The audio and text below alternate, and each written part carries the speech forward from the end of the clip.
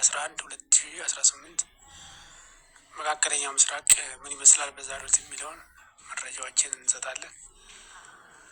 እንግዲህ በዛሬው ዕለት በመካከለኛው ምስራቅ ያለው ወቅታዊ ሁኔታ ያው በከፍተኛ ውጥረት፣ በጦርነት ስጋትና በዲፕሎማሲያዊ ሽኩቻዎች የተሞላ ነው።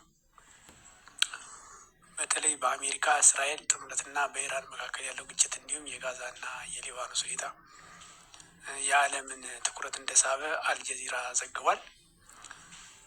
ዛሬ የወጡት መረጃዎች እና ክስተቶች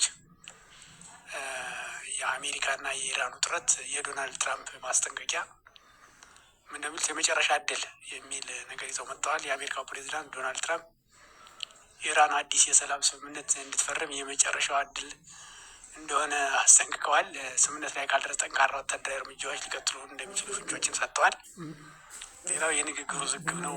ትራምፕ ከኢራን ጋር የሰላም ንግግሮች እየተደረጉ ነው ቢሉም የኢራን የውጭ ጉዳይ ሚኒስቴር ግን ከአሜሪካ ጋር ምንም አይነት ቀጥታ ድርድር እንደሌለና ንግግራቸውም ኦማን ከምትባለው ሀገር ጋር ብቻ እንደሆነ አስተባብለዋል።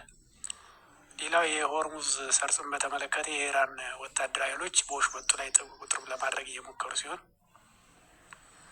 አሜሪካ በበኩሏ የኢራን ላይ የጣለችውን የባህር ላይ እገዳ ለማስከበር በርካታ የንግድ መርከቦችን አቅጣጫቸውን እያስቀየረች ነው። ሌላው የጋዛና የሀማስ ሁኔታ እናያለን። የሀማስ ትጥቅ መፍታት ድርድር ነው። ሀማስ ትጥቅ እንዲፈታና የእስራኤል ጦር ከጋዛ ሙሉ በሙሉ እንዲወጣ የሚያስገድድ የሰላም ስምምነት ቦርድ ኦፍ ፒስ አግሪመንት ላይ ንግግሮች አሉ። ሆኖም እስራኤል ሀማስ እንደገና ወታደራዊ አቅሙን ሊገነባ ይችላል በሚል በስምምነቱ ላይ ትልቅ ስጋት እንዳላት ገልጻለች። ሌላ የቀጠለ ስጋት አለ። በጋዛ መሀልና ሰሜናዊ ክፍል ላይ የእስራኤል የአየር ድብደባ የቀጠለ ሲሆን ባለፉት 24 ሰዓታት ውስጥ ብቻ በርካታ ፍልስጤማውያን መገደላቸው ተዘግቧል። ሌላው የሊባኖስና ሌሎች አካባቢዎች ሁኔታ ነው። የሊባኖስ ድርድር ነው። ሊባኖስ ከእስራኤል ጋር የምታደርገውን የሰላም ንግግር 7ኛ ዙር በሮብ ለማድረግ ዝግጅት እያደረገች ቢሆንም በደቡባዊ ሊባኖስ ያለው የተኩስ ልውውጥ እና የሰዎች መፈናቀል አሁንም አላቆመም። ሌላ የኤምባሲዎች ማስጠንቀቂያ ጉዳይ ነው።